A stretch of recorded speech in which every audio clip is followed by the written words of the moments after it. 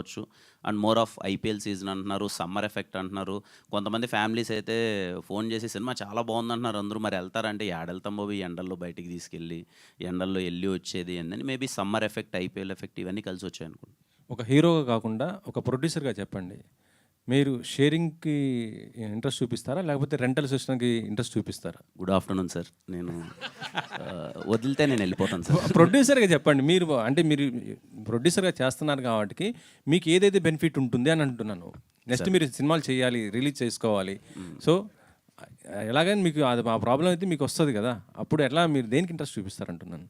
ప్రస్తుతానికి దీని గురించి నేను ఏమీ మాట్లాడదలుచుకోవట్లేదు సార్. అయ్యో, మీరు ఇప్పుడు ఇండస్ట్రీ మొత్తం గత 2 రోజుల నుంచి జరుగుతుంది ఇదే కదా, 2 హాట్ టాపిక్ అయిపోయింది. ఇటు గిల్డ్ వాళ్ళు, ఇటు తెలంగాణ ఎగ్జిబిటర్స్, రోజు ఇదే డిస్కషన్ జరుగుతుంది.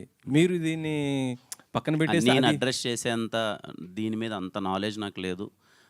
అంటే ఇది చాలా పెద్దవాళ్ళు డిస్కస్ చేసే ఒక థింగ్. నేను ఏదో వెరీ స్మాల్ స్టెప్ సార్. నేను దాని మీద నన్ను ప్రొడ్యూసర్గా అని అనడం, దీంట్లో ఇట్లా ఆగడం కూడా అంటే అడగడం కూడా కరెక్ట్ కాదు. సో నేను ఆన్సర్ చేయలేను సార్. ఓకే, శ్రీనివాస్ గారు.